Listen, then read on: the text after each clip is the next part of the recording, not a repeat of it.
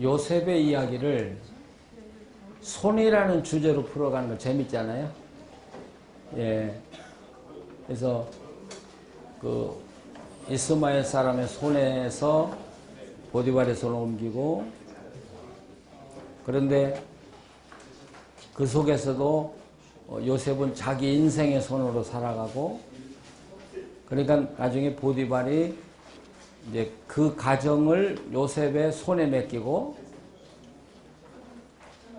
그 다음에 하나님께서는 보디발까지도 요셉의 손에 들어가고, 마침내 애굽 전체가 요셉의 손에 들어가고. 예.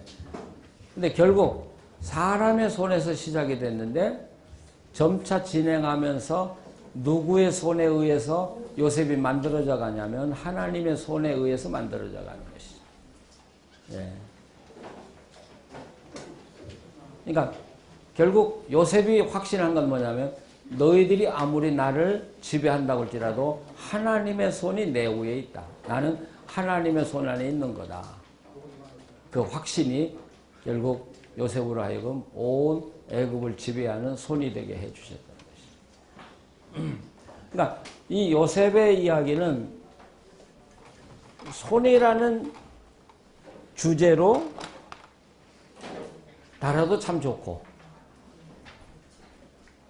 또 하나는 만약 우리 젊은이들이나 또는 누구에게 희망을 주려면 그 꿈이라고는 주제를 통해서 줄 수 있고, 예, 꿈이 이렇게 중요하다. 저 개천에서부터 총리까지 이끌어준 것이 바로 꿈이고, 예, 그렇게 주장을 할 수도 있고, 또 하나는 요셉이 얼마나 부지런히 노력했냐 하는 요셉의 측면에서 다루는 그쪽에서 다루고, 그럴 때 하나님의 은혜가 왔다는 것을 강조하면 우리 크리스찬들이 그렇게 살아야 되겠구나 하는 걸 가르칠 때는 가장 좋은 방법이 되겠죠.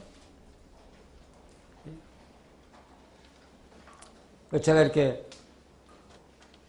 설교를 하러 간다든지 또는 집회를 할 때 가끔 요셉 몇 번 달았어요, 요셉을요.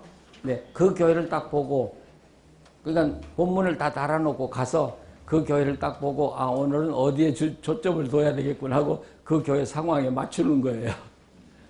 예, 그냥 무조건 복만 받으려고는 교회 가면 요셉의 노력에 대해서 이제 더 강조점을 두고, 그래야 은혜를 받고 축복을 받는 거지. 뭐 주여 한다고 되냐? 뭐 이렇게 하면, 예. 또 인간적인 노력에만 인간이 해야 된다고만 주장하는 데 가면 하나님의 은혜를 또 강조하고, 하여튼 요셉의 이야기는 요리하기가 너무 좋은 이야기예요. 예, 재료가 너무 좋아. 거기 그 페이지에 38페이지에 제가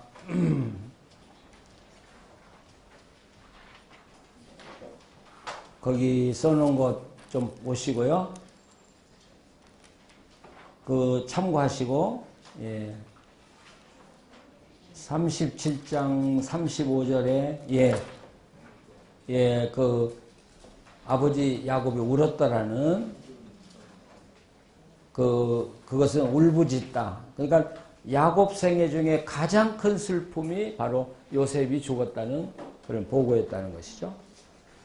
그리고 그 37장 23절 24절에 동사만 잡으면 옷을 벗겼다, 잡았다, 던졌다, 앉았다, 이런 공식을 써도 좋고요.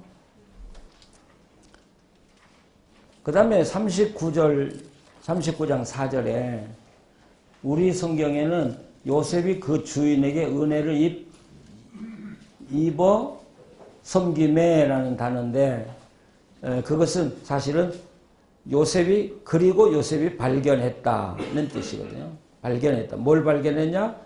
주인의 눈 속에 은혜를 발견했다. 그러니까 우리가 아브라함이 하나님 앞에 섰을 때 이야기했죠. 그러니까 요셉이 주인의 눈을 보니까 자기를 사랑하는 눈빛이 있는 걸 발견한 거예요. 힘이 생기기 시작한 거. 주인이 나를 인정하고 사랑하는구나. 예. 그런 것을 우리가 볼 수 있죠. 그래서 결국 더 충성했겠죠. 그랬더니 그를 가정 총무로 삼았다. 예.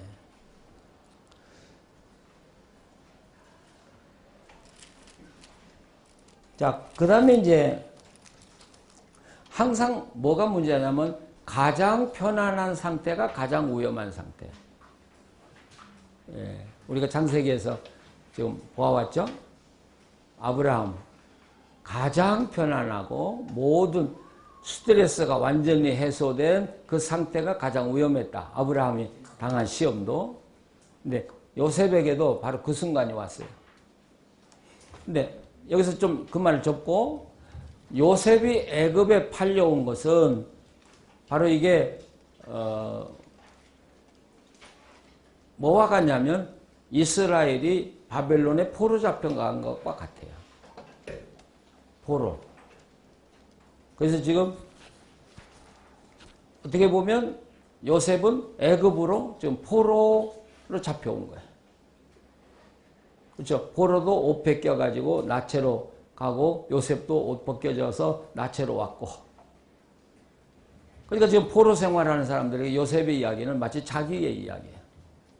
그렇죠? 땅바닥에 저 밑바닥까지 내려가는 그 사람들에게 창세기는 하고 싶은 이야기가 있는 거예요. 예.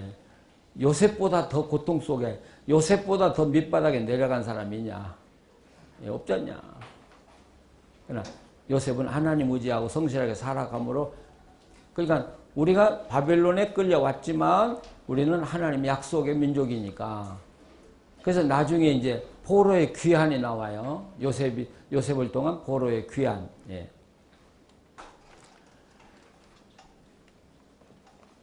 이제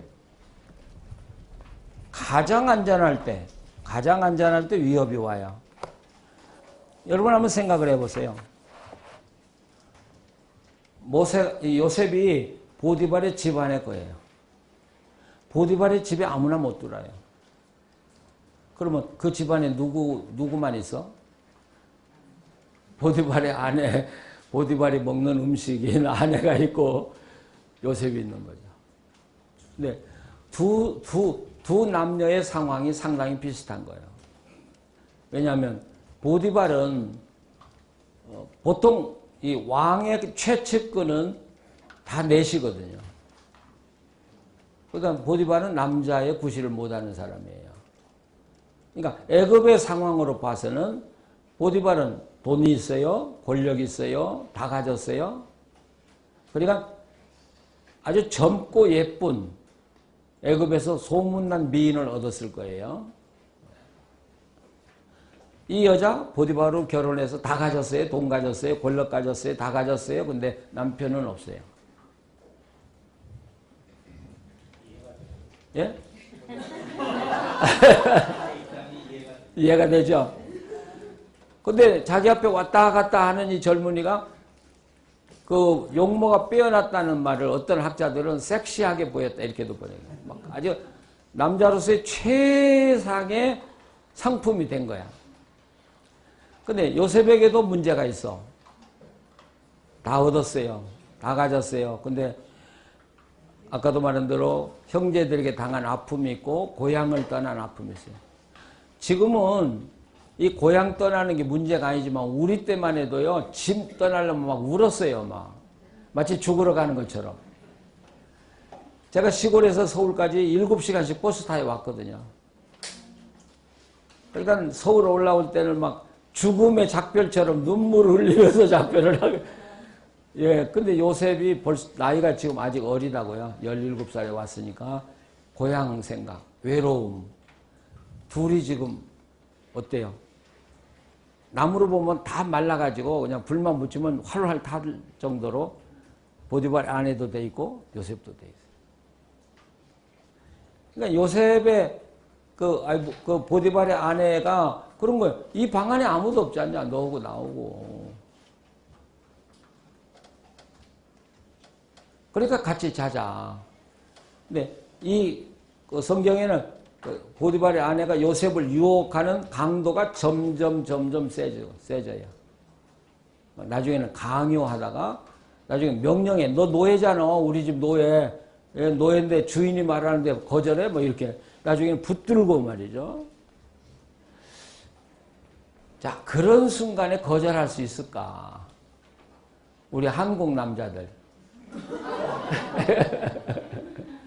예, 그런 순간에 우리 한국 남자들이 요즘에 그런 순간이 오기를 기도 많이 할 거야. 예, 나에게는 그런 순간이 안 오는가. 그러니까 요셉이 그런 순간에 보디발의 아내를 뿌리쳤다는 건 이건 대단한 용기예요. 우선 주인과 종의 관계잖아요. 그러니까 이런 경우는 해도 죽고 안 해도 죽는 경우예요. 예, 뭐 피할 길이 없어요. 이래도 죽고 저래도 죽는. 사면초가에 지금 요셉이 갇힌 것이죠. 그런데 요셉은 거절했어요. 왜 거절했어요? 하나님과의 언약. 예, 하나님과의 언약. 그러니까 내가 어떻게 하나님께 범죄할 수 있냐. 그리고 당신의 주인한테 내가 은혜를 입었는데 어떻게 당신의 주인을 내가 배반할 수 있냐. 그러니까 이 요셉이 얼마나 투철하게 하나님과의 언약 관계 속에서 살아있냐 하는 걸 우리에게 보여줘요. 요셉은 흔들린 적이 없어요. 예, 자기 아버지하고는 너무 다르게 처음부터 끝까지 흔들려 본 적이 없는.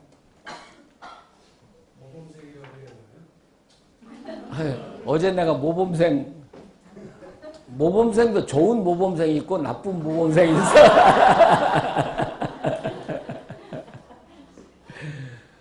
근데 대체 큰아들은 모범생이야. 그 부담감이 있더라고요. 큰아들은. 내가 장남이라는 그런 것도 있고. 예, 그래서 이 장남이 받는 스트레스가 참 많다는 걸 나중에야 제가 알았어요. 예, 그래서 사실은 그 우리 큰아이는 모범생 중에서 상당히 좋은 모범생이죠. 뭐 정상이죠, 뭐. 그러나 아버지로서 내가 너무 잘못 키웠다.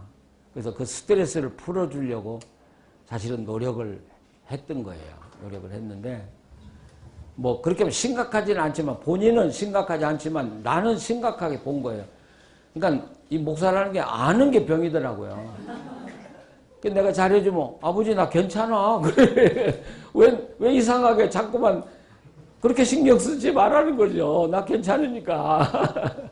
근데 나는 못해준 것이 이제 그 상처가 남아서. 요셉은 장남이 아니어서 모범생은 아닌 것 같아. 예. 차남부터는 역시 좀 자유로운 데가 있어. 예. 그러면서도 요셉은 또 모범생답기도 해요. 자, 그런데 보세요. 애굽의 법에서는 종이 주인하고 관계를 했을 때는 여지없이 사형이야. 뭐 그거 묻지 않고 사형이에요.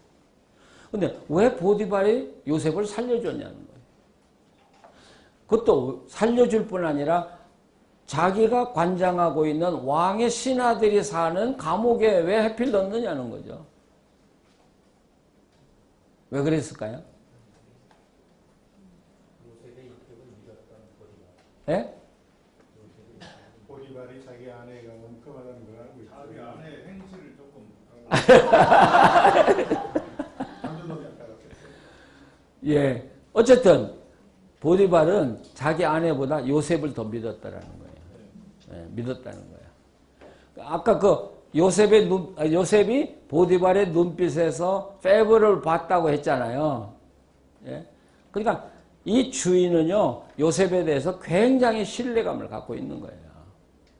그러니까 아내가 이야기했고 증거를 댔지만 이 보디발은 그것을 100% 받아들였다면 요셉은 죽었죠. 근데 아마도 한 50% 이놈이 그렇게 안 할 놈인데 그랬을까? 막 그런 생각 때문에 요셉을 살려주고 감옥에 집어넣었을 것으로 이렇게 보는 것이죠.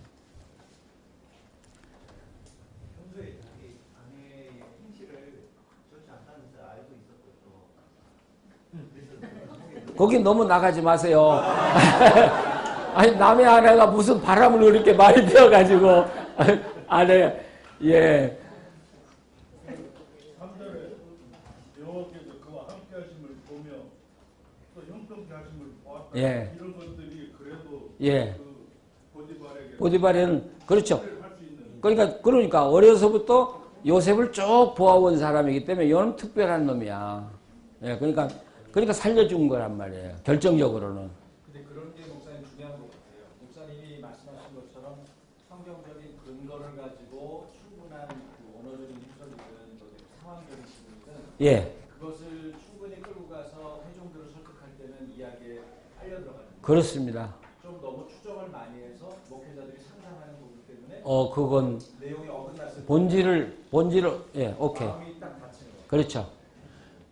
그래서 그걸 넘어 하다 보면 설교의 힘을 잃어버리게 되는 거예요. 그러니까 지금같이, 그래서 아까도 우리 목사님한테 얘기했지만 요셉의 이야기 하다가 다른 사람 이야기를 자꾸 끄집어 드리는 건 설교를 약화시키는 거예요. 이 본문 하나 가지고 그래서 손에서 손으로 쫙 가면 교인들이 그 손이 어떻게 되는지 따라올 거 아니겠습니까? 예.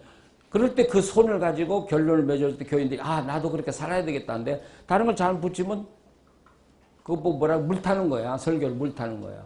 도리어 그게 설교 도움은 절대 안 되는 거예요. 그래서 설교하는 그 자리에서요.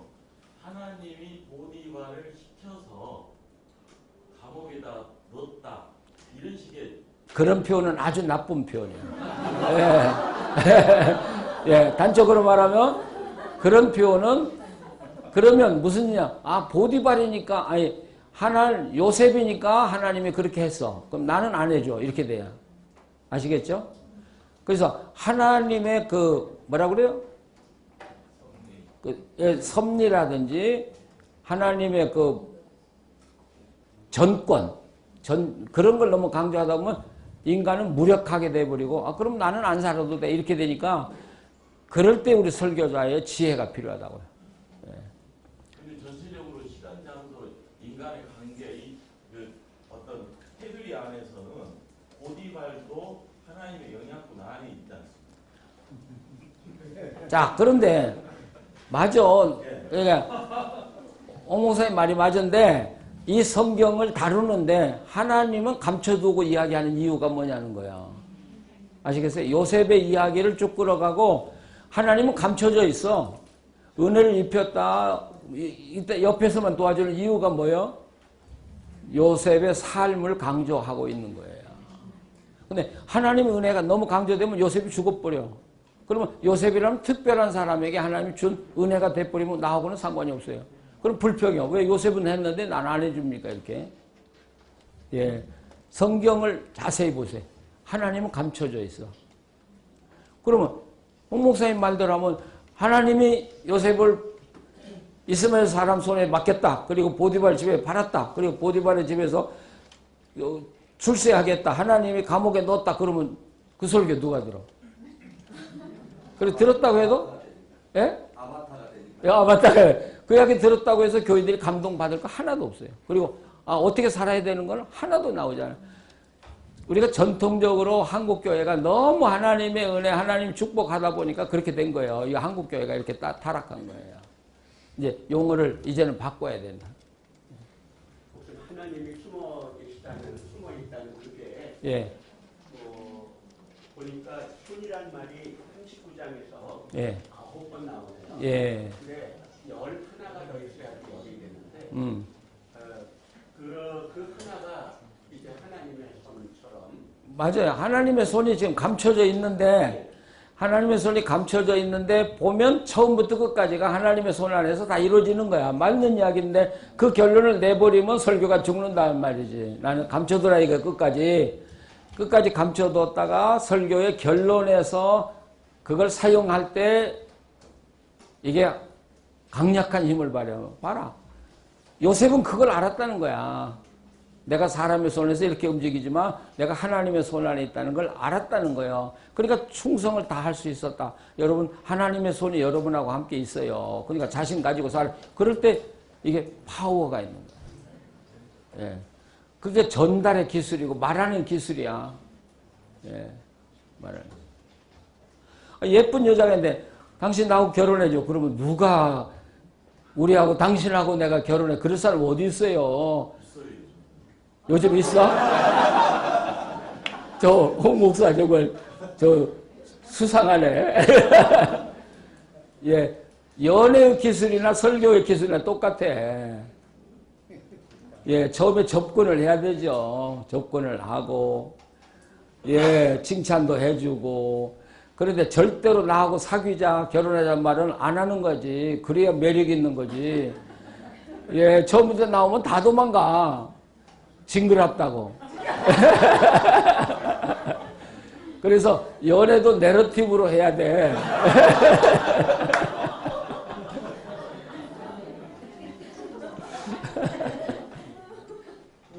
목사님, 예. 요셉의 손에 맡기셨다 하는 그 부분이 어디요? 요셉의 손에 맡기셨다 하는 그 4절과 5절 이런 부분이 예. 아까 목사님께서도 거론하신 것처럼 새 번역이나 다른 번역을 보면 예. 손이란 말이 없고 NIV에도 보면 그 사람이 이제 그러니까 put him in charge 해가지고 이제 그 사람이 어떤 책임에 이렇게 맡겼다 예. 이렇게 나와 있거든요. 목사님 뭐 손을 강조하시는 것도 지금 목사님께서 설명해 주신 것처럼 설교를 극대 하기 위해서 목사님 아니. 언어 유의를 하시는 원어로 들어가, 원어. 아, 원어로 들어가요, 원어로. 예.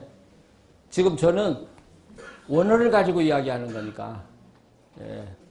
그러니까 번역은 그것을 이해 쉽게 바꿔놔 버리니까 성서 저자가 최초의 이 내러티브의 매력을 살린 걸 그냥 없애버린 거고 밀어버린 거예요.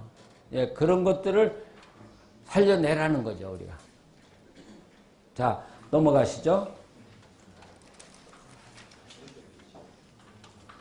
그런데 감옥에 가서도 요셉은 자기가 보디발의 집에서 살던 모습을 그리지 않았다는 거죠. 어떻게 보면 아니 보디발의 집에서도 겨우 견뎌서 이제 살만하니까 그보다 더 험한 감옥에 떨어졌으니까 살 길이 없잖아요. 그런데도 요셉은 변함이 없었다는 것이죠.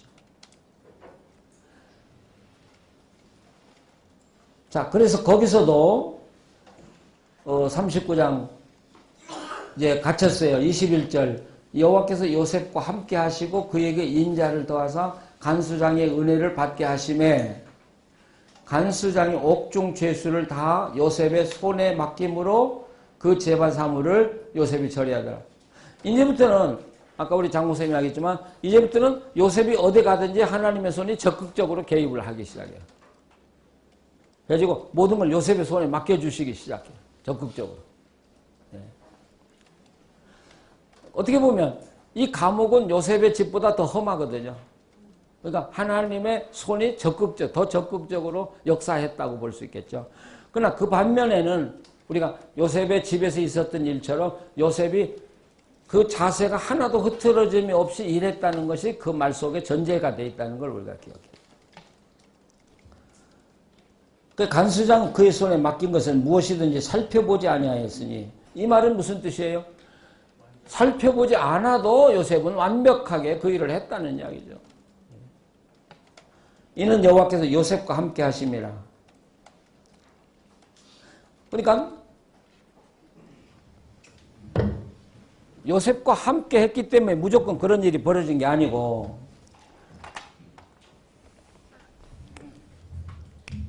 제가 이런 이야기 잘하죠. 1%의 영감과 99%의 노력. 그렇죠? 그러면 인간의 노력이 99%고 천재는 1%가 영감인데 어느 게 커요? 이게 어느 게 커요? 노력이 크지 99니까. 근데 반대로 생각해 보세요. 이 99하고 이 1하고 동등하단 말이에요. 동등해. 그럼 뭐가 커요? 1이 커요. 1이 커. 그러니까 99 했는데도 1이 없으면 99가 아무것도 아니에요. 1이 더해졌을 때 100이 되는 거예요. 그런데 1 하나만 믿고 이 원, 100%만 믿고 99를 안 한 사람은 99도 100이 못 돼. 그러니까 하나님은 99를 했을 때 0을 더해 줌으로써 100을 만들어 가시는 분. 바로 이게 요셉이에요. 네, 이게 요셉. 현재로서는 현재라는 시점에서 보면 99 노력이 중요하고 예. 지나가서 봤을 때는 일이 크게 보이고 일이 크게 보이고 그것도 맞아요. 돌이켜 보면 일이 더 크고. 예. 자, 그래서 여기 계속 형통했다는 말, 형통했다는 말. 그래 결국은 이제 요셉이 총리가 되죠.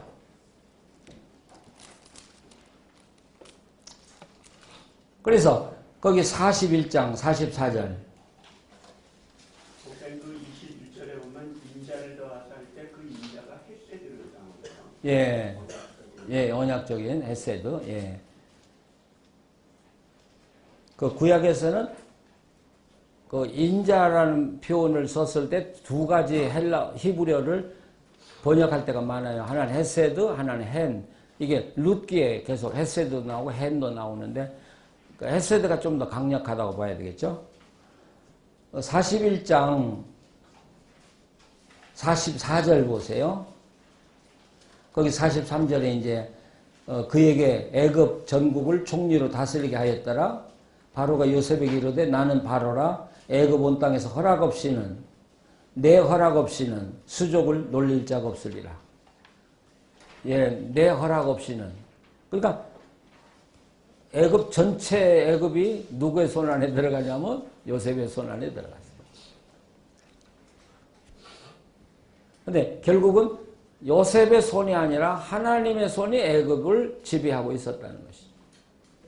그렇기 때문에 바로 보디발이 요셉을 자기의 가정 모든 재산을 맡기는 책임을 맡겼듯이 이 애굽의 주인인 하나님이 요셉을 들어서 그 애굽 전체를 다스리는 사람으로 만드는 이게 아주 뭐라 그래 그거 보고 예 비슷한 그런 그때가 30절.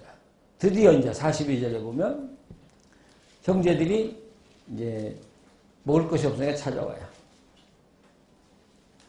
그 42장 6절 때 요셉이 나라의 총리로서 그 땅 모든 백성에게 곡식을 팔더니 요셉의 형들이 와서 그 앞에 땅에 엎드려 절하며 야 이게 기가 막힌 장면이야. 이게 뭐예요? 꿈이 이루어지는 장면이에요. 그러니까 그 모습을 딱 봤을 때 요셉이 기가 막혔을 거예요. 기가 막혔을 거예요. 그러면서 분노가 일어났을 거란 말이에요. 분노가. 잊어버리고 살던 분노가 형들을 보는 순간 막 화산처럼 막 폭발해버린 거예요. 우리가요, 요셉은 신앙인이었기 때문에 형제를 용서했다. 그거 함부로 이야기하면 안 돼요. 요셉은 형들을 용서하기까지 엄청난 고통을 겪었다는 사실을 우리가 기억해야 돼요.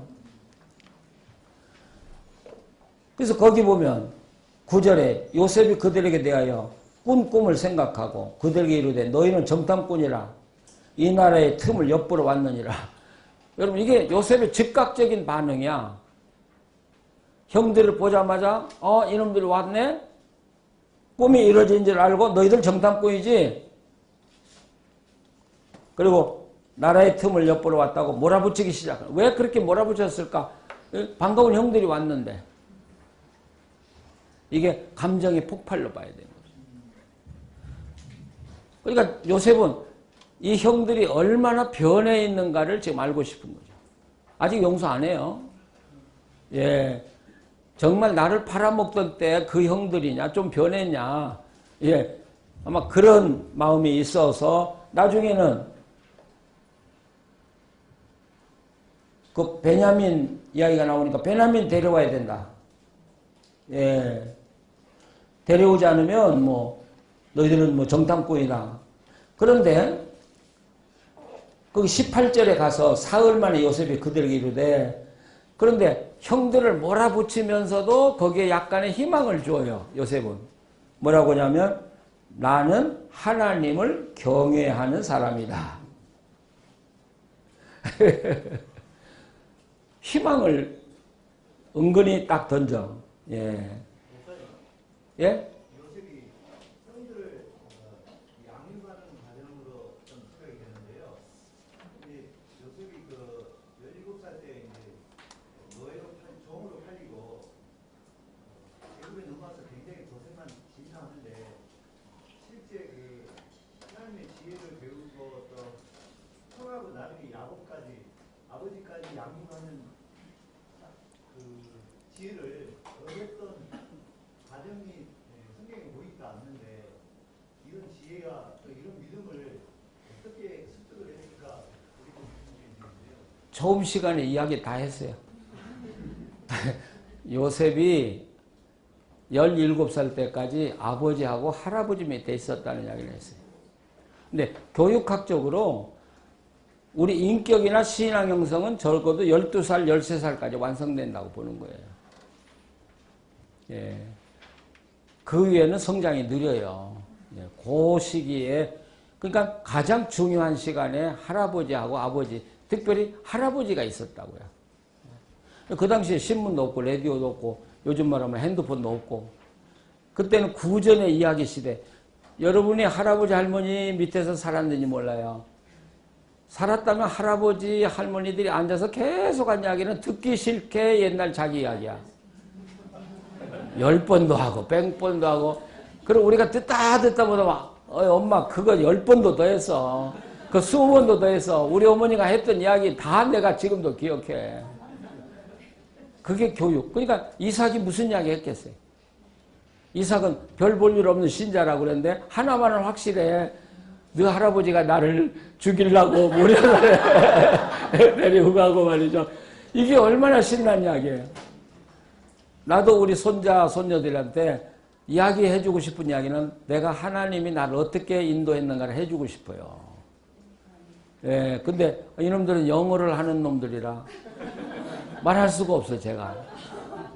그래서 내가 손자, 손녀에게 들려주는, 할아버지가 손자에게 들려주는 성경 이야기를 써야겠다. 우리 며느리한테 제가 그랬거든요. 그럼 네가 번역을 하고 애들이 그림을 그리도록 하자. 그랬더니 우리 며느리가, 아버지, 얘들 성경 그 정도는 다 알아요. 자기들하고 계속 이야기해서 다 한다는 게. 근데 우리 며느리 특징은 교육을 차를 타고 다니면서 다 해요. 교수인데 집에 앉아서 애들을 가르치는 게 아니에요. 저는 이제 가면 우리 집사람 뒤에 타는데 가면서 예를 들면 갈대아 우르가 어느 땅이지? 거기서 누가 살았지? 거기서 어떻게 그 아브라함 사람이 나왔지? 이렇게 계속 질문을 차 타고 다니면서, 이락에서 무슨 사건이 벌어졌으면 이락이 어디쯤 있는지 알아? 그럼 애들이 이야기하면 거기서 지금 무슨 일이 벌어져? 그러니까 우리 큰아이가 지금 15살인데요. 12살 때부터 타임지를 읽어요. 얘가요. 그래서 우리 아들도 그래요. 아버지, 제가 타임지를 읽고요. 북한에 대해서 나보다 더 잘 알아요. 예. 이게 그 부모들의 교육. 책상에 앉아서 하는 게 아니라 차 타고. 미국은 차 타고 다니니까 도망 못 가고 그거 좋더라고. 그냥 차이라 꼼짝 못하게 하고 다니면서 거기서 교육을 다 해요. 그러니까 그 교육학에서 이야기가요. 부모들이 지성인이면요. 아이들의 이 언어 보캐브러리 실력이요. 4배 내지 10배 높다는 거예요. 보통 아이들보다요. 그러니까 우리 아이들 부모, 우리 아들 며느리의 수준이 상이잖아요. 그러니까 제가 우리 아이도 대학에서 철학을 하면서 헬라어를 해가지고 오디세이 같은 걸 헬라어로 다 읽어내는 애라고요. 그 프린스턴에 가서 다시 어학을 또 배우고. 그 내가 이제 한국 알고 미국 가니까 독일에 한번 가서 공부할 생각 없냐. 그래서 이제 뮌스터에 간 거예요. 그 뮌스터에 가서 독일어를 하고 이제 거기서 공부하다가 이제 미국에 와서 학위를 했기 때문에. 그러니까 얘들이 말하는 수준은 내가 다 못 알아들어서 그렇지 최고의 수준에서 이야기를 하니까 애들하고 이야기하니까 애들의 보캐브러리가요. 우리가 따라갈 수가 없어요. 예. 이 아이들하고 내가 할아버지가 대화, 나도 꽤 말하는 사람인데 얘들하고는 말이 안 돼요. 우선 세상 공부를 많이 시켜야 좋습니까? 다다익선. 예, 뭐든지 많을수록 좋은 거죠. 예. 그러니까 지 엄마가 스페니쉬를 잘하니까 큰아이가 스페니쉬를 꽤 잘해요. 야, 그 부모의 교육이요. 그러니까 책상에 하는 게 아니라 그냥 다니면서 스페니쉬로 지 엄마가 막 하면은 이제 애들이 또 알아듣고, 그 모르면 또 집에 와서 지가 연습하고 노래 갈 거 아니겠어요? 그게 교육이더라고. 그러니까 그래서 야, 이건 뭐 우리는 책상에 앉아서 시간 없다고 그랬는데, 아니, 타고 다니면서. 그러니까 바로 요셉이 어떤 교육을 받았느냐를 우리는 거기서, 그래서 제가 그 야곱이 그 자녀들 데리고 이삭에게 갔다는 걸 소중하게 여기는 이유가 거기 있는 거예요. 그런 것들을 우리는 그냥 약화시키는데, 아니, 그런 것들이 결국 성경을 해석하는 키가 되니까요. 자. 그러면서 아우를 데려오라고 이제 옥박질르는 거예요. 20절. 막내 아우를 내게로 데려오라.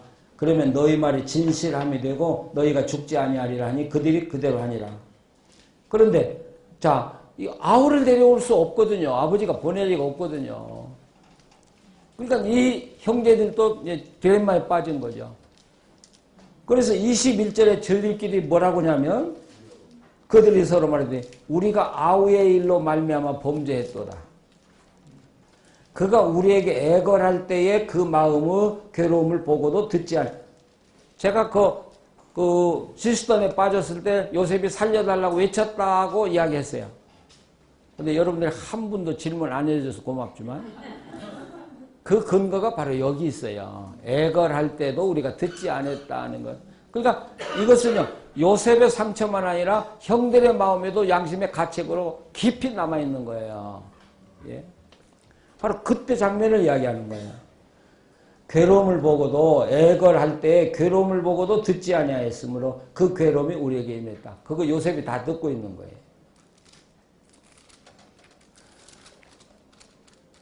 요셉은 끈질기게 형들을 몰아쳐요. 예. 그렇게 쉽게 용서 안 해요. 끈질기게 몰아쳐요. 나중에 이제 여기 41페이지 보세요. 거기 하나님과 형제 사이라고, 예.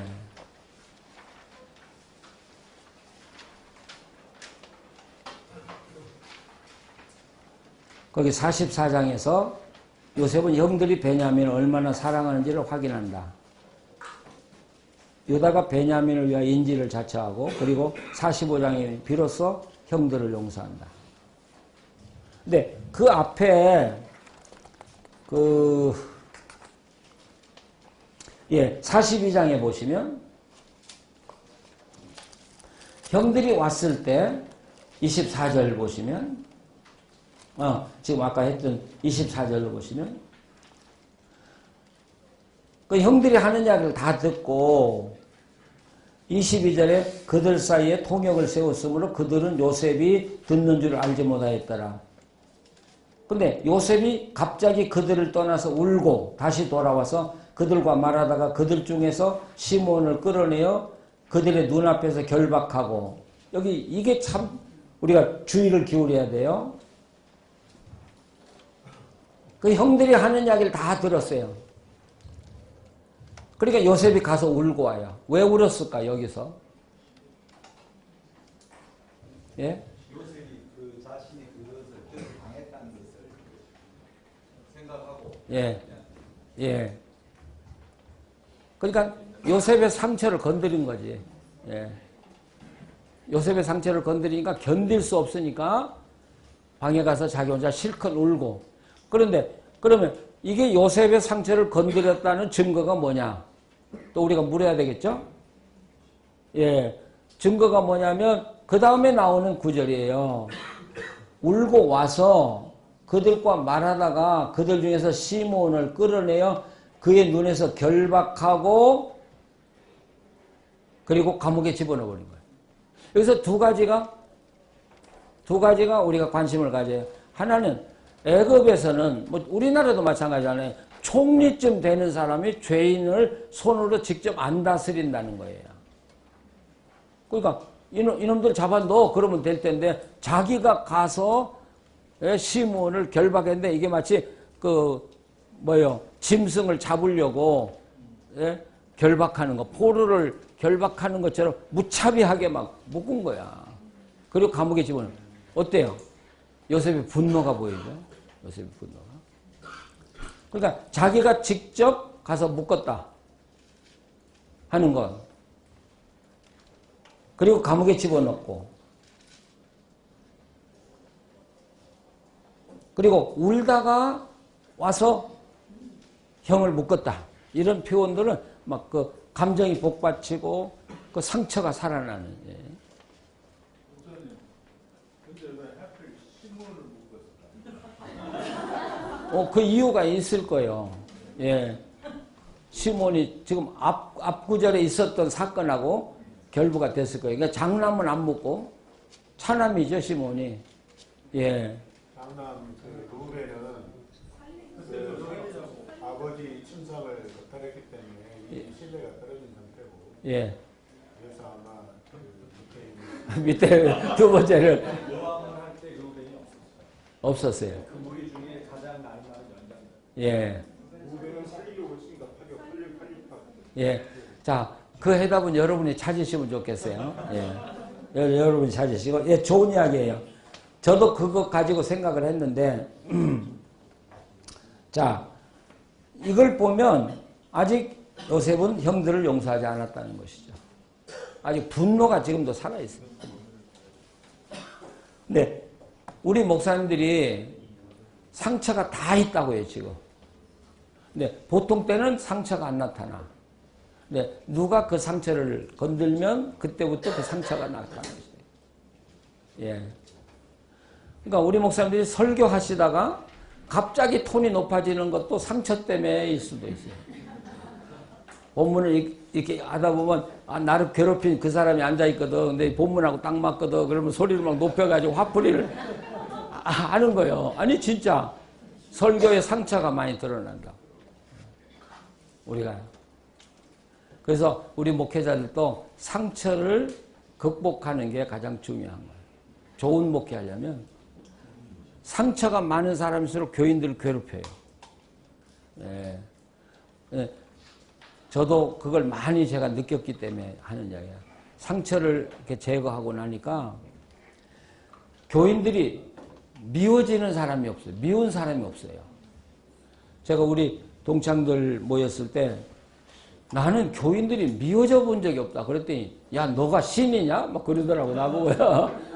네가 하나님이냐? 어떻게 안 미워져? 그래서 아니 진짜요. 나를 괴롭게 하고 내 마음에 안 드는 사람이 없겠어요. 근데 미워지지가 않고 저분도 저 나름대로 이유가 있겠지. 또 저는 저분이 어떤 어렸을 때 상처가 지금 나하고 오버랩 됐을 것이다. 그럼 내가 기다려주는 길밖에 없잖아요. 그리고 내가 사랑해주는 길밖에 없잖아요. 그게 모든 인간관계를 회복하는 길인데, 자, 모든 축복은 관계에서 온다고 그랬죠. 예, 시간과 공간의 속에서 관계에서 온다고 그랬죠. 그럼 내가 이 사람과의 관계를 오늘 파괴하면 그분의 영역만큼 내 미래가 제한되는 거예요.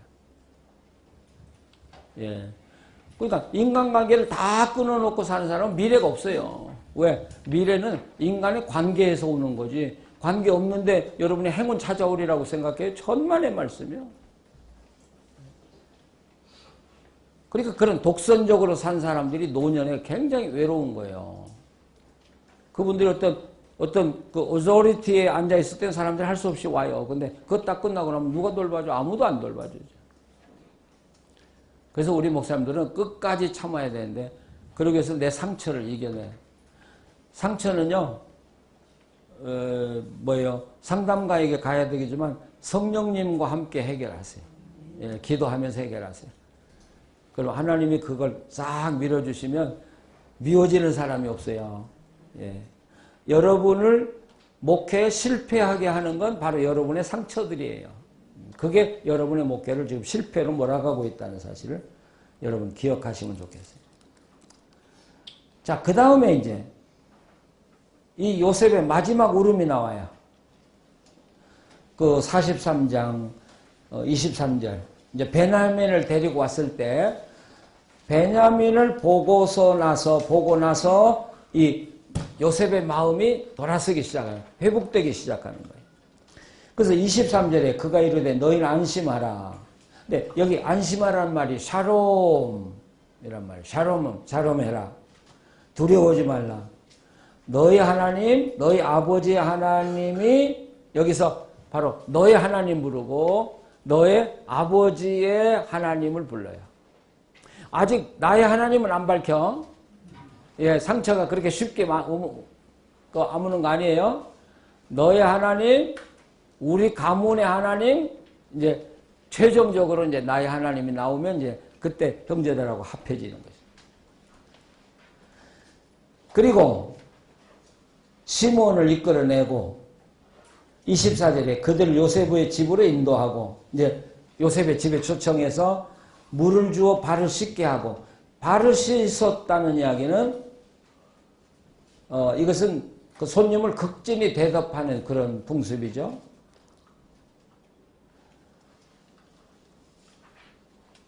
그러면 누가 형제들의 발을 씻었느냐는 거죠. 우리나라의 그 언어의 특징은 주어가 없이도 말이 되는 거죠. 근데 다른 서양 뭐 히브리 헬라어 뭐 영어 불어 독일어는 주어가 없으면 말이 안 되잖아요.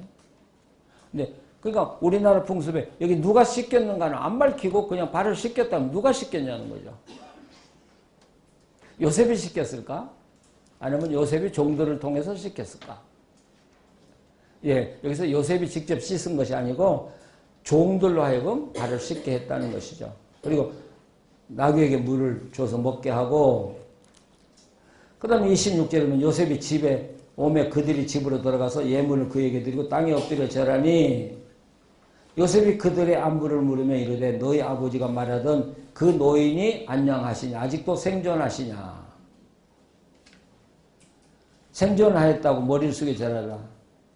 요셉이 눈을 들 자기 어머니 아들 자기 동생 베냐민 이런 표현들이 이게 내러티브적 표현이거든요. 베냐민을 보고 이렇게 말하지 않고 자기 어머니의 아들 자기 동생 베냐민 얼마나 이 요셉이 보고 싶었느냐를 이런 말로 표현하죠. 얼마나 그리운 동생이냐는 거죠. 또 이르되 소자여 예, 이제 이건 베냐민이죠. 하나님이 내게 은혜 베푸시기를 원하라.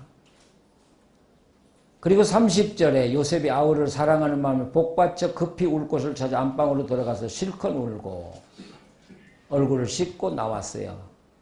자, 바로 이 장면이 가서 실컷 울고 나왔는데 이 장면이 뭐예요? 요셉의 트라우마가 없어지는 순간이에요. 요셉의 상처가 없어지는 순간. 이때 비로소 요셉은 자기 상처를 깨끗이 씻어요.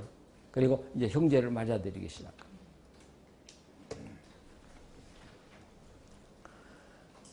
그리고 이제 음식을 같이 먹잖아요. 예. 그리고 마침내 자기가 누구냐 하는 걸 밝히고 이제 아버지를 모셔오라 이렇게 이야기해요.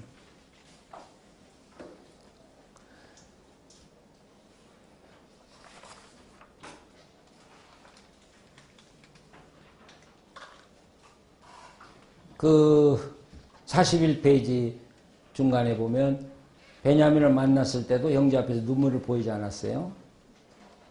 지금은 그가 자신의 감정을 도저히 제어할 수 없게 되었고 그의 가슴에 쌓아뒀던 형제들의 원망과 사랑의 감정이 한꺼번에 폭발되면서 바로 요셉이 우는데 이게 요셉 내러티브의 절정에 이르는 것이다. 드디어 45장 3절 4절에서 형제라는 말이 나와요. 형들이라는 말이 나와요. 그리고 4절 15절에 자신을 아우 요셉이라고 밝혀요.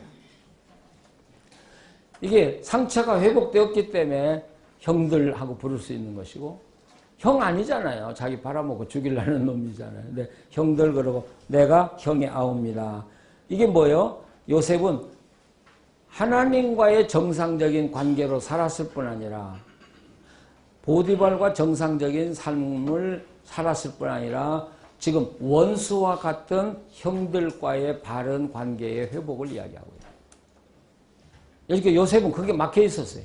다른 거 다 뒤했는데 그거 한 가지만 막혀 있었는데 마지막 그 장벽이 무너지는 거야. 베를린 장벽이 무너지는 것처럼. 자, 여기서 뭘 봐요? 요셉은 마치 아브라함이 그 자부를 얻기 위해서 종을 보내던 것과 같이 요셉이 마지막 장벽을 허름으로써 하나님이 이루려고 하는 형상의 완성을 이야기하는 것이죠. 그러니까 요셉은 야곱은 하나님의 형상을 으로 살지 않으려고 몸부림쳤어요. 반대쪽으로. 근데 요셉은 비천한 속에 빠져서 하나님의 형상을 이루어가니라고 평생을 살고 마침내 하나님의 형상을 이룬 사람. 그래서 제가 뭐라고 그랬어요? 요한계시록에 의하면 요셉은 이긴 자, 승리자의 표상이다. 오늘 우리 그리스도인들에게 표상. 요셉이 제일 훌륭한 점은 뭐예요? 요셉이 제일 훌륭한 점은 뭐예요?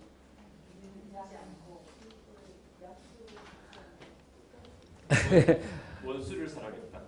예, 예. 보디발에 충성한 거? 예, 다 훌륭해. 여러분, 이 요셉이 가장 훌륭한 건 복수할 힘이 있는데 복수하지 않았다. 보디발의 안에 그거 가만둬? 예, 저 여에다 니은 바친 저것 때문에 내가 감옥에서 얼마나 썩었는데. 예. 그런 얘기 때문에 있는데 예. 나중에 총리가 돼서 보디발의 집으로 가자 그랬대요. 예. 거기 맡겨놓은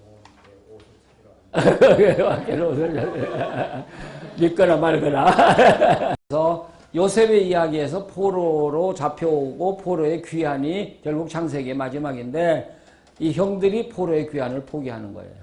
안 한 거예요. 그래서 그 포로의 귀환을 안 했기 때문에 결국 빚어지는 역사가 출애굽의 역사로 이어지는 것이죠.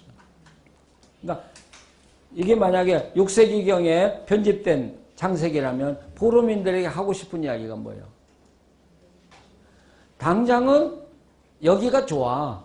먹고 살 것도 많고 돌아간다고 하는 건 또 고생이야. 그러나 그곳만이 하나님의 약속의 땅이고 그곳만이 하나님의 약속이 있는 것이니까 돌아가라고 하는 건데 예. 그러니까 전 시간에 이야기했지만 포로에서 안 돌아온 사람들이 많이 있었다고요. 그러나 그들이 결국 안 돌아옴으로써 출애굽의 그 비극적인 역사가 이제 시작이 되는 것이죠. 오늘 우리들에게도 영적인 의미에서 내가 죄에 잡혀 있다든지 또는 세속에 잡혀 있다든지 잘못된 관념에 잡혀 있다면 여러분은 지금 포로 생활을 하고 있는 사람입니다. 예. 그러니까 형들이 얼마나 안 가려고 해요. 그러니까 내 시신을 가지고 가라. 그러면 갈 줄로 알고 한 거죠. 그래서 포로의 귀환. 우리들에게도 늘 포로의 귀환이 있어야 되는 것이죠.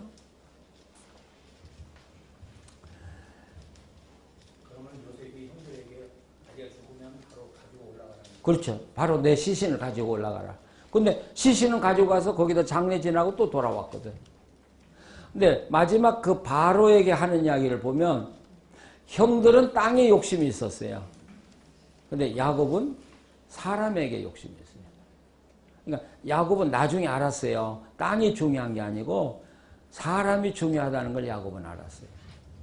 그래서 야곱도 돌아가라고 하는 것이죠. 근데 형들은 땅의 욕심 때문에 애굽에 남는 거예요. 네. 25절에 저기 출애굽 때 출애굽 시기에 예언이 아닌가요? 몇 절, 몇 장 몇 절? 50장 25절. 예. 그 출애굽기 때가 아니고 요셉이 죽을 때 이야기죠. 예. 예. 그러니까 그게 결국은 그 출애굽 때 그 순종하는데 이걸 그렇게 봐야 되는 거 아니에요? 그건 아니고 요셉 때. 예, 요셉 때 지금 돌아가라는 이야기. 예, 바로 지금 돌아가라는 이야기죠. 예. 그래서 고센 땅을 요셉이 자기 아버지에게 이르지 않나요? 고센 땅을 달라고 하라고. 왜 고센 땅이에요? 예, 고센 땅이 바로 시나이 반도에 붙어 있는 땅이에요. 그래서 거기서 가나안 땅으로 돌아가기에 가장 가까운 땅이에요. 물론 그러니까 목축이 많아서 그 양을 치는 땅이었기 때문에 그렇지만 결국 야곱의 의도는, 요셉의 의도는 애굽에서 가나안으로 돌아가야 된다는 게 고센 땅의 전제가 되어 있는 것이죠. 나중에 열왕시대 때그 애굽으로 내려가지 말고 요즘도 잠깐 유황 때 잠깐 피신 갔었는데 애굽으로 이스라엘 역사가 가는 게 굉장히 많았거든요. 하나님 그 이유가 뭐입니까? 지금 무슨 이야기인지 멀어가지고 잘. 애굽 이스라엘 역사 가운데 열왕시대 때 예. 그 이스라엘 백성이 아, 애굽으로 내려가는 게 그 하나님 싫어하셨어요. 역대상, 열왕기 역대상의 경우에는 그 애굽은 항상 이스라엘의 경계 대상이에요. 근데 지금 우리나라하고 똑같은 처지야. 미국을 의지해야 사냐? 중국을 의지해야 사냐? 아시겠어요? 근데 그 열왕기에서는 애굽을 절대로 경계하라는 거죠. 애굽을 절대로 경계하라. 예, 그런 관계 속에서, 예, 정치적인 이야기지, 신앙적인 것보다는 그렇게 보면 우리가 틀림없다고 봐요. 뭐, 우리나라도 미국을 의지할 거예요? 중국을 의지할 거예요? 우리가 사드를 통해서 분명히 드러난 건 중국은 우리가 의지할 만한 나라가 아니라는 건 분명해졌어요. 예. 그 나라는 자기들에게 유익이 되면 받아들이고 그러면 우리를 짓밟을 나라지 절대로 우리를 살려줄 나라 아니잖아요.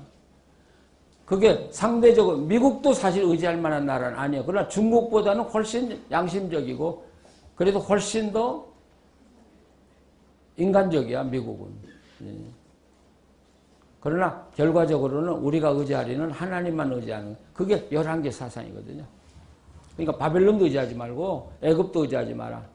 근데 그 우리가요 에레미야 시대에 이제 바벨론의 포로로 잡혀갔잖아요.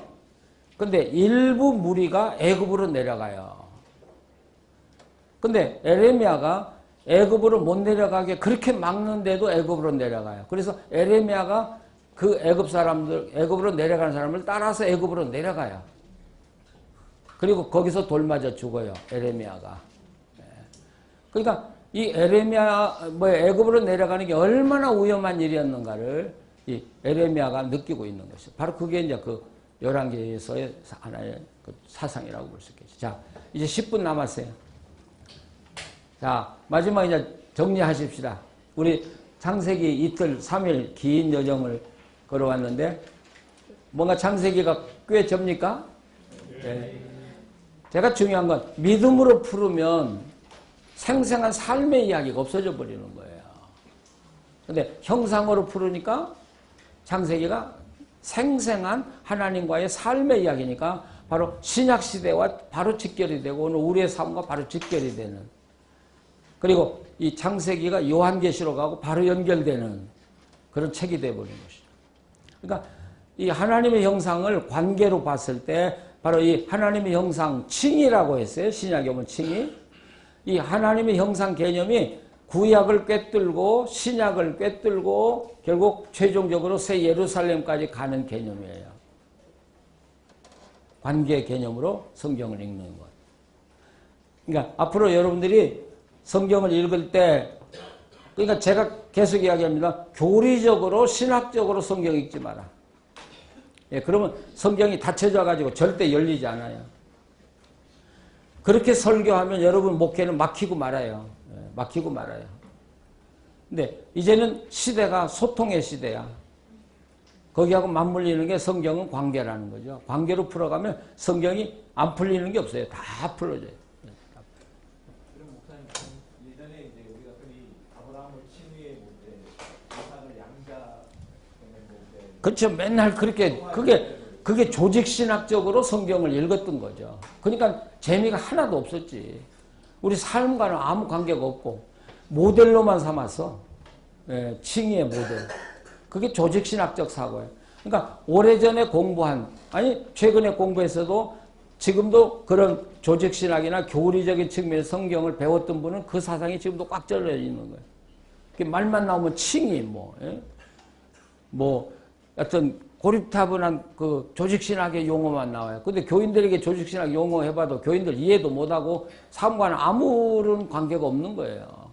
그래서 삶의 이야기로 읽는 것, 이게 내러티브로 읽기거든요. 예. 창세기 이야기가 아니고요. 예. 현장 목회자로서 고민이고, 예. 지금 이제 어제 요한계시록 예. 부분을 1시간 하시면서 저에게 던져진 딜레마가 예. 목사님 말씀에 100% 동의하고 제가 소화시켜야 될 부분인데, 마지막 부분에 이제 천년왕국이나 이런 부분들이 어떻게 보면은 기존의 이제 전통 교회나 이단이 붙잡고 있는 가장 큰 어떤 무기고 핵심인데, 예. 이런 부분들이 이제 어떻게 보면은 뭐 조직신학, 교리 해체 수준까지 되는 어떤 충격인데, 이제 그것이 없이 이제 이거 붙잡고 가라 했을 때는 이제 제가 갖고 있는 숙제지만, 지금 이제 교인들이나 뭐 정치적인 주변인들이 이제 그 부분에서는 동의가 안 된다는 거죠. 이 부분을 어떻게 해결을 하고 가야 될 건가, 이 숙제인데, 그냥 어떤 조언을 좀 말씀해 주시면. 그러니까 새 하늘과 새 땅은 예수님이 오셨을 때 종말론적으로 일어날 사건이에요. 틀림없죠? 근데 바로 이 요한계시록을 쓸 당시에 이 천년왕국을 하나님은 묵시를 통해서 이 상황으로 앞당겨 온 거예요. 그러면 이 목표는 주후 100년에도 이거 똑같고, 천년 와도 똑같고, 2000년 우리에게도 똑같고, 하나님의 이건 변함이 없는 것이죠. 근데 하나님의 시간은 현재이기 때문에 요한계시록은 이 미래를 로마의 제국의 멸망 앞으로 앞당겨 놓은 거예요. 예. 그렇기 때문에 우리는 요한이 이 사건을 이 로마의 멸망의 사건으로 앞당겨 놓은 걸 통해서 반대로 우리는 또 미래에 주님이 오셔서 이루어질 하나님의 나라를 보는 거예요. 이게 묵시라는 것이죠. 이해가 잘 안 돼요? 아니 그거는 동의를 하면 예. 이제 수화를 제가 이제 얻어야 될 건데, 지금 주변에 그 어떻게 보면 지금 그런 학설이라 할까요? 이런 논리를 말씀을 하신 분이 없습니다. 근데 이것을 지금 이제 제가 듣고 좀 충격이었고, 이것을 교인들한테 이야기를 하면은 기본적으로 이제 문자 가지고 이야기하지 않습니까? 천년왕국 예. 이런 식의 그런 것을 이야기를 했을 때 말을 하면은 제가 이제 100% 목사님 어떤 영역이나 어떤 수준이 되지 않은 상황에서 예. 풀어나가기가 참 어렵다는 거죠. 목사님 그 부분은 제가 하나 예, 구 목사님이 대신 대답 좀 해주세요. 슬로우 바이블 책에 보면 이은길 목사님이 쓰신 내러티브로 성경 읽기라는 부분과 내러티브로 설교하는 설교라는 두 파트가 있어요. 제가 이렇게 봤을 때 이은길 목사님이 내러티브로 읽기에 대한 내용을 아주 잘 요약하셨는데 제가 한번 읽어보겠습니다.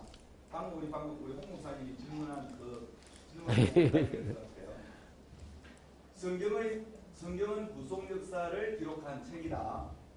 그렇지만 일반적인 역사서나 고리서와 같이 사건의 교요만을 기록한 책은 아니다. 그보다는 하나님의 구속 역사를 하나님과 함께 살았던 사람들의 삶 속에 녹여 있는 책이다.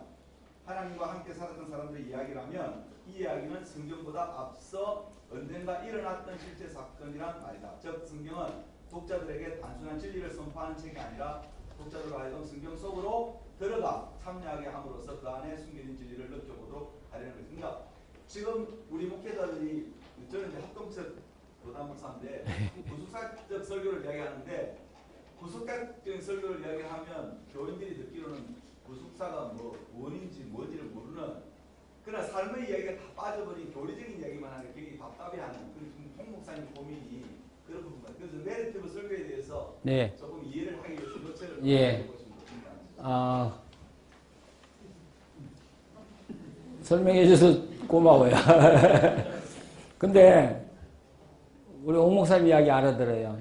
100년 동안 우리 한국교회 100년 역사 동안 요한계시록을 삐뚤어지게 배워왔어요. 그래서 교인들 속에는 잘못된 요한계시록의 개념이 꽉 차 있어요. 예. 어제 666도 그렇고요. 아마겟돈도 그렇고요. 천년왕국도 그렇고요. 예, 새 예루살렘도 있고요. 그걸 어떻게 우리가 깨부시고 들어갈 수 있냐. 예. 작년에 그 CGN에 갔는데 어느 목사님이 CGN 강의를 하는데 듣는 사람들이 저건 아니다 그래서 하다가 중도에 못했다는 이야기 들었어요. 어려운 이야기예요. 어려운 이야기요. 근데 우리 부목사님이 설명을 했지만 우선 중요한 것은 내가 확신을 갖는 거고요. 그리고 그것을 확신 있게 설명할 수 있는 그런 실력을 기르는 거예요. 요한계시록을 가지고 여기 그 우리 김 목사님 교회 아가페 교회 가서 작년 가을에 작년 가을에 7번 강의를 했어요. 근데 교인들이 아니 담임 목사가 보낼 땐 뭐 어떤지 모르겠지만 내가 볼 때는 굉장히 좋아했어요. 그러니까 이해가 됐. 물론 제가 이렇게 교회를 다니면서 느끼는 건 교회 수준에 엄격한 차이가 있다는 거예요. 물론 아가페 교회는 제가 이제 그 공석일 때 몇 달 도와줬기도 했지만 아무 간격 없이 요한계시록 그냥 이야기할 수 있었어요. 기장교회 제가 갔는데 그 교회는 기장교회예요. 처음에 가니까 확 맥혔더라고요. 예, 바로 홍 목사님이 느꼈던 그런 막 반대가 막 눈빛으로 오는 거야. 저 목사 오늘 와서 무슨 이야기 하는지. 근데 인내하고 소리도 안 지르고 예, 차분차분 이야기했어요. 근데 그날 저녁에 느낀 게 하나는 강단이 너무 높아서 소통이 안 됐다. 그래서 새벽부터는 아래단에서 하겠다. 근데 놀라운 건 그분들이 그렇게 어렵게 들었던 어제 저녁에 근데 새벽 기도에 와 많이 온 거예요. 많이 온 것 자체가 이분에게 들어보자고 온 거 아니겠습니까? 예, 아직은 이해가 안 돼도. 근데 이렇게 내려와서 이야기하니까 더 잘 먹혀. 이 소통이 돼가지고. 새벽부터 나하고 소통이 되기 시작한 거예요. 이분들이. 근데 재미있었던 건 청년들이 야 진짜 말씀이 왔다. 그러니까 정말 말씀을 들어보려고 우리 교회 와라. 그래서 청년들을 몰아오기 시작한 거예요. 야 그래가지고 근데 청년들이 오니까 어른들도 더 덩달라 또 데리고 와. 정말 성경이 뭔가를 배워보자. 근데 그게 나중에 수요일은요 막 입추의 여지가 없이 찬 거야. 그 사람들이. 근데 교인들이 간간히 이렇게 지나가면서 나한테 던지는 이야기가 그런 이야기예요. 목사님 우리는 평생 성경을 이렇게 진지하게 솔직하게 이야기해 주는 걸 한 번도 들어본 적이 없습니다. 그런데 우리는 이런 성경을 듣고 싶습니다. 내년에 초청 또 받았어요. 내년에는 또 더 늘려가지고 책 한 권 또 강의해달라는 거예요. 예. 아니요. 교인들은 들을 귀가 돼 있어요. 잘못 배웠기 때문에 그런데 우리가 침착하게 전하면 얼마든지 설득력이 있다는 거죠. 예. 제가 느끼는 거. 그러니까 교인들은 겁 안 내는데 목사들이 미리 겁내. 야 이게 먹혀질까. 아니 먹혀. 충분히 먹혀요. 그러니까 책 가지고 한번 연구를 해보고 연구하다가 이해가 안 되면 나한테 이메일 보내시오. 그럼 내가 친절하게 설명을 해드릴게요. 예. 그래서 지금은 이제 결론적으로 교인들은 깊은 성경을 배우기를 원한다. 이게 공통점입니다. 그 말은 말하면 지금 목사들이 하는 설교는 그건 만족을 못한다는 거예요. 교인들이 그래요. 공허만 남는다는 거예요. 설교 들으면. 오늘 못 들었는지 말이죠. 뭘 하라고 하긴 했는데 뭔지를 모르겠다는 거야. 그러니까 재미가 없어도 깊은 성경을 가르쳐달라는 예. 그게 교인들의 거의 공통적인 요구입니다. 예? 똘물. 똘물 아니고 샘물. 샘물. 예. 그래서 제가 통하는 거예요, 제가. 예. 여기 창세기에 유다 이야기가 빠져있는데 불량상 빼놓으신 건지. 다말 이야기. 네, 유다 이야기가. 예, 예.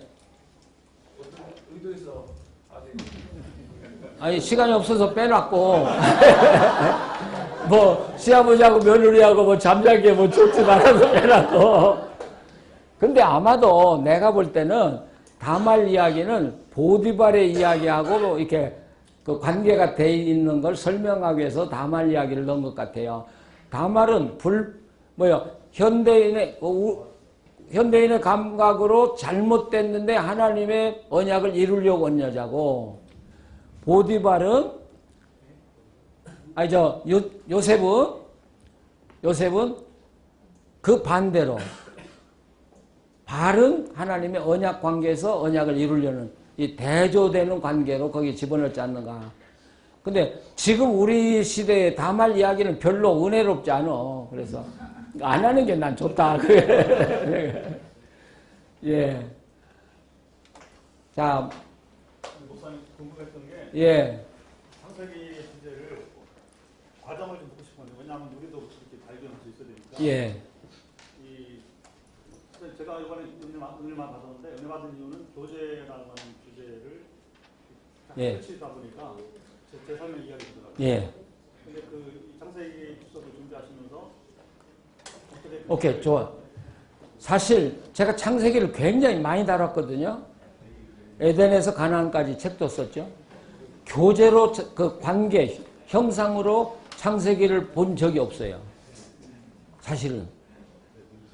근데 이분이 강의를 준비하면서 창세기를 읽어보니까, 그러니까 이 성경을 이해하는 단계가 있더라고요. 성경을 처음 읽는 사람이 그 속에 핵심 주제를 끄집어낸다는 건 하늘에서 별 따기처럼 어렵다는 거죠. 제가 그렇게 성경을 강의를 했는데도 이런 면을 본 적이 없거든요. 근데 중요한 건 창세기를 그동안 많이 다뤄놓고 그걸 배경으로 다시 성경을 보니까 그 성경 밑에 흐르는 신학이 보이기 시작하더라는 것이.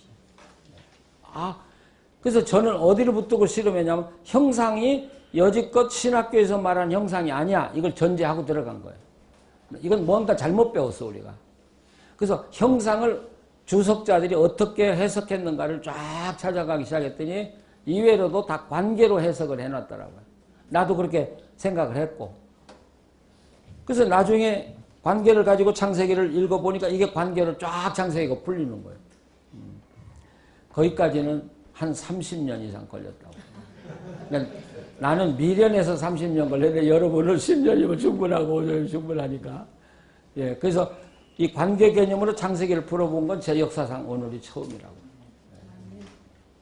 목사님이 책에 중간중간에 있는 그 제목들이 있잖아요. 그 제목들이 굉장히 아주 매력 있죠. 예. 그건 영감으로.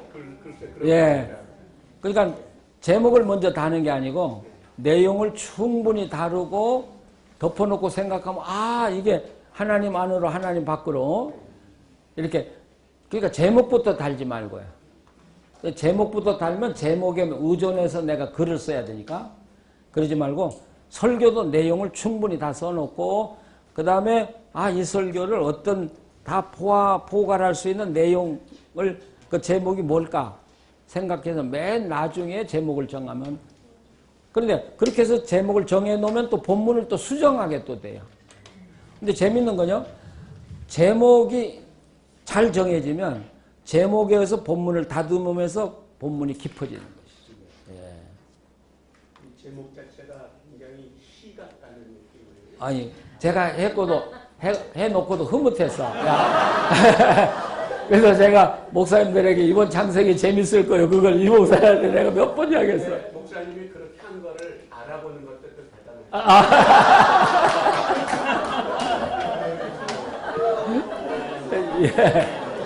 예. 아버의 자아 자체가 너무 사실 지금 이 중에는 여기 참석 안 해도 될 만한 분들이 몇 분 참석을 했어요. 이걸 오래 저하고 10년 뭐 이상, 거의 뭐 어떤 분은 20년 해온 분들이 독자적으로도 충분히 할 수 있는 실력이 있는데도, 그런데도 또 와서 나하고 또 이렇게 공부한다는 건 나는 이분들을 존경해요. 예. 행복이에요. 예. 그래서 감사드리고, 그래서 오늘 아침에 얘기했는데 내년에는 조금 바꾸려고 생각해요. 제가 교재를 노마서를 할까 하는 생각도 있는데, 예, 창세기 요한계시록 했으니까 로마서를 하면 성경이 다 접히지 않을까. 가을에 오시면 준비가 안 돼요. 가을 욕심이 많다. 굉장히 시간이 많이 걸려요. 예, 이게. 그래서 하면 제가 인도자들을 하루 전에 아니, 일주일 전인데 10일 전에 만나서 그분들에게 먼저 오늘같이 내가 강의를 자세히는 못하지만 해주고, 그리고 이 전체 모임을 가지고 제가 이제 인트로덕션이라든지 중요한 걸 하고, 그 다음에는 여러분들이 그 인도자들과 함께 본문을 풀어가는 방법으로. 그래야 여러분들이 이제 스킬이 늘어날 거 아니겠어요? 그래서 점차적으로 제가 하던 일을 줄이고, 이제는 여러분이 독자적으로 할 수 있는 방법으로 이제 점점 넘기려고 생각해요. 저도 이제 자꾸 나이가 많아지니까. 그래서 자율적으로. 그러면 여러분들이 또 여러분의 지역에 가서 또 인도자가 돼서 하고, 그런다면 우리 한국교회가 달라질 수 있는 그런, 적게 시작했지만 이건 굉장한 무브먼트가 될 수 있지 않을까. 그래서 지금 연구 중이니까 여러분이 기대하시고, 내년에 로마서를 했으면 하는 마음이 저한테 있는데, 여러분이 더 좋은 의견이 있는지 있으면 우리 이재룡 목사님한테 여러분이 이야기를 해주고, 아직 결정된 건 아니고 최종적으로 결정을 해서 준비하도록 그렇게 하겠습니다. 자, 이제 고맙습니다. 경청해 주셔서 감사합니다.